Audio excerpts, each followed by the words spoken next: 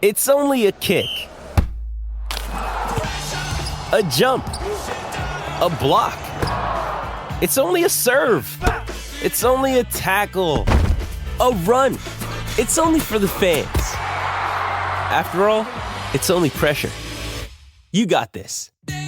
Adidas.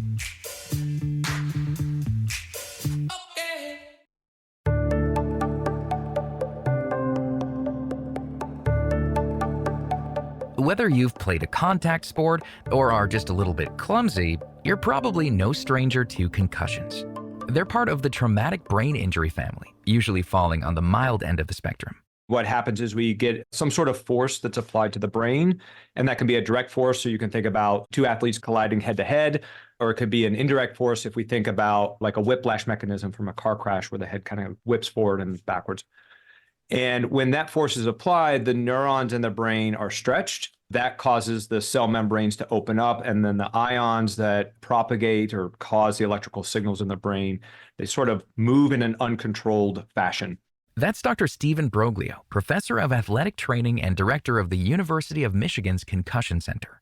He says this disruption is what causes the headaches, dizziness, and nausea that often show up after a concussion. Thankfully, the brain is usually able to heal itself fairly quickly. And so over time, usually in the course of a week or two, the brain kind of heals itself, the ion imbalance goes back to normal, and then the person's cognitive function, their balance, their symptom complaints all go back to normal as well. It sounds simple, but there's a lot of science behind concussion treatment and the best path to healing. In fact, the guidelines are updated every few years by the Concussion in Sport Group, an international organization of which Broglio is currently president-elect. It analyzes scientific research around the globe to find the best practices for evaluation, management, and prevention of sport-related concussions. These guidelines were recently updated in 2022 after the 6th International Conference on Concussion in Sport. So the international document, as you can imagine, is written in a way that it can apply to healthcare providers around the world, so that athletic trainers and physicians and all sorts of medical specialties, physios, if you're European, and in high-resourced and low-resourced areas. Since the document covers so many different medical disciplines, the National Athletic Trainers Association tailors the international information down to only what applies to athletic trainers. So our document, the NATA document, really outlines the things that athletic trainers should be on the lookout for, the things that we should be caring for, managing the athlete with, so it's kind of specific to our field of practice. But we are directly in line with the international group's recommendations. This year, the NATA has officially updated its statement on concussion management for the first time since 2014. So in about 10-year increments, you can imagine there's pretty substantial advances in the science and in how we think about concussion, how we assess concussion, how we manage concussed individuals. Probably the single largest area has been on how we manage the athlete after injury. If you've ever had a concussion, you might remember a method called cocoon therapy. Basically, the patient was advised to stay in a dark room with no access to computers, TVs, or phones. Though this was very popular, Broglio says recent research shows it's actually a bad approach to treating concussions. Because what happens as the symptoms of concussion start to go down over the first few days, the symptoms of being isolated from the world, particularly for our teenage patients, start to go up, and disentangling those two things becomes very hard. Instead, studies have found that introducing physical activity early in the recovery process produces the most benefits. So, for example, we might have somebody, they're doing activities of daily living on one day, they go for a walk or a light bike ride the next day, maybe they can go for a jog the day after that. But we're never putting them in a situation where the risk of another injury is high. So this doesn't mean a day or two after injury, you're going to go out and run a half marathon, but it is doing your activities of daily living within that next day, so long as it doesn't exacerbate your symptoms more than just mildly. And then starting to work somebody back onto an exercise bike with some very light exercise, or have them go for a walk. Then they slowly get introduced back into their sport.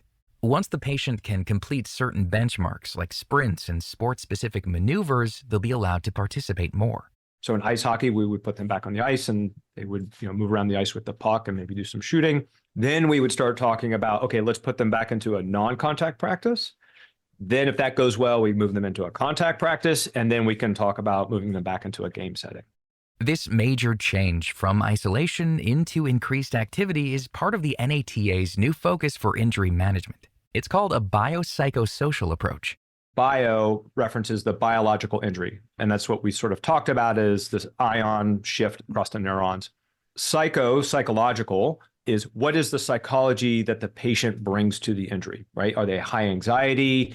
Do they have other comorbidities, psychological comorbidities around them, depression, ADHD, that you need to manage as part of the recovery process? And the last one is social. Like, what are the social and cultural influences around the patient that we need to think about? To really cover the psychological part of concussion treatment, the NATA added a complete section in the document focused on mental health evaluations. We have probably all seen and heard these horribly tragic stories of somebody has an injury, they become depressed, and then there's some suicide that follows. And really putting athlete trainers are on the forefront. They are typically in touch with their athletes daily. They know their athletes very well because they see them on a daily basis. And they can really be the ones that can pick up on some of these depressive signs and symptoms and then seek additional medical help to really prevent anything from happening beyond that. It's no secret that an injury of any kind can affect your mental health. With concussions, Broglio says it can amplify existing issues or even create new ones. Some of what we see is sort of what we've colloquially termed kind of like fragile egg syndrome, right? So if somebody comes in and they have anxiety before the injury, if they have depression before the injury, the concussion seems to magnify that.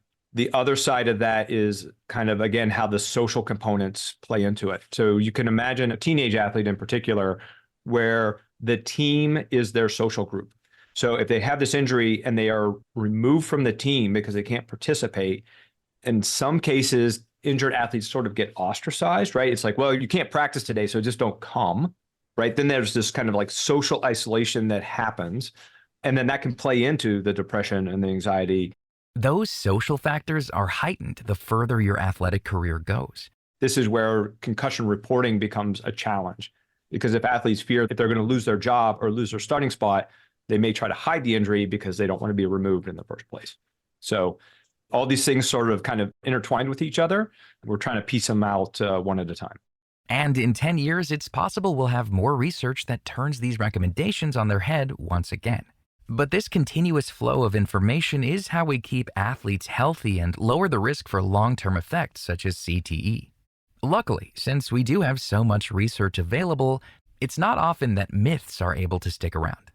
However, there's one that comes up time and time again. So to finally put an old argument to bed, is it harmful to sleep when you have a concussion?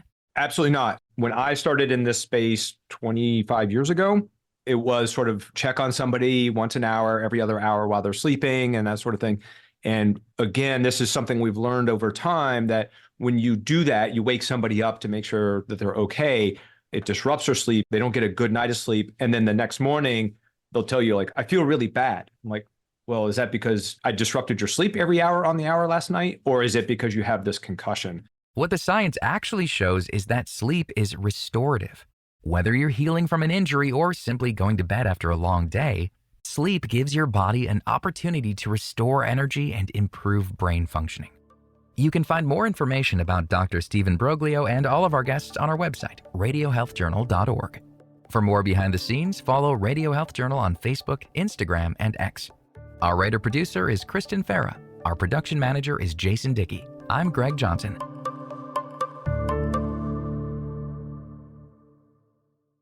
Coming up next week on Radio Health Journal. We've seen dramatic responses in patients with very little options, and we're really excited about that. And these are patients that have widely metastatic disease. They've been heavily pretreated. A new hope for cancer patients who are out of options. But first, learning the life skills that can help you become successful. It's really for just anyone who's like, why does it seem like everyone has this figured out and I don't? All that and more on Radio Health Journal.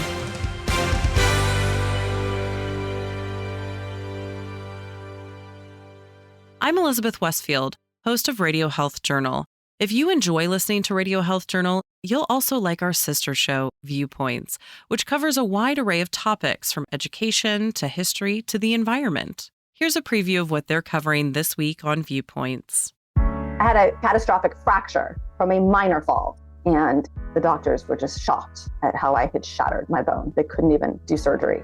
Imagine being diagnosed with osteoporosis in your 20s. How one woman built a career out of her own health struggles. Then, it is kind of odd, isn't it, that we are so fascinated by these people that we're never going to meet and that we want to talk about them and know the latest thing about them. The psychology behind celebrity gossip.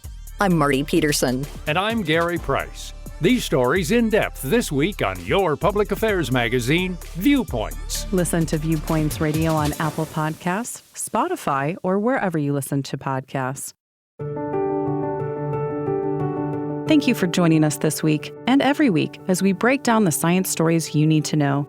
You can find all of our past segments and guests on our website, radiohealthjournal.org, or wherever you listen to podcasts. Follow us on Instagram, Facebook, and X for daily content, and tune in next week for another edition of Radio Health Journal.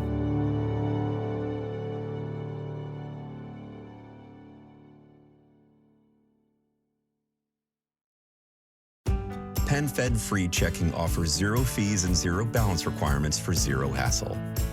PenFed Access America Checking lets you earn money on your balance for dreams big and small. Choose the best account for you and start making the most of your money. Learn more at PenFed.org. Federally insured by NCUA. To receive any advertised product, you must become a member of PenFed Credit Union.